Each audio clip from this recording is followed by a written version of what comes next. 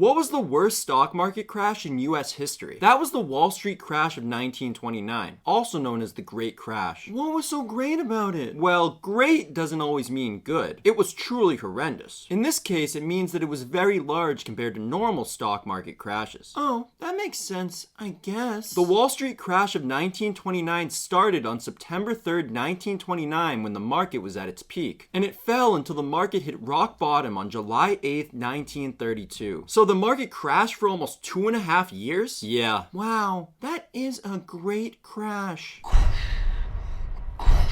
It wasn't great for people's wallets, though. Okay, Captain Obvious. During the Great Crash, the stock market declined a whopping 89.2% in 2.5 years, wiping out billions of dollars of wealth. So where did that money go? I guess it just disappeared into thin air. Just like magic. Ta-da! But magic isn't real. Well, neither are you. Ouch! It's like the stock market said, Hey, I have a trick. I can make all of the hard-earned money that you invested into me disappear in just a couple of years. and I assume most people were probably like, There's no way that can happen to my stocks because they've gone up so much in the past that they have to go up in the future, right? nobody thinks it will happen to them. They always think it will happen to someone else. So how long did it take the stock market to recover from the Great Crash? 25 years. What? It took until 1954 for the market to bounce back to where it was on September 3rd, 1929 when it was at its high. That's crazy! So what caused the Great Crash? Nobody knows for sure, but there are many theories. Like what? Some would argue that the stock prices were too high and that they had to come back down to earth at some point. Interesting. Kind of like how they are now? What? Also, many people were buying on margin, meaning they were taking out loans and using that money to invest in stocks because they didn't have enough cash to invest. Well, they probably shouldn't have done that, right? That does seem very risky. It definitely is risky, but they wouldn't have done it unless they were very confident. Some would say they were overconfident. So what lessons can we learn from the Great Crash? Although the stock market generally goes up in the long run, it can go down and people can lose a lot of money in the short run. But understand that you don't actually lose money until you sell. Okay. Also, buying on margin can be very risky, especially if the stocks you buy go down. That's like most of the stocks I buy. Lastly, it's easy to be overconfident when the stock market is going up, but this overconfidence usually leads to poor decisions that might not look good when the market goes down. I'm very confident in many areas of my life, but the stock market is not one of them. I'm not confident about anything. I'm confident that, though the stock market may rise and fall, we'll always have each other. And that's all that matters, right? Yeah. I care more about my money.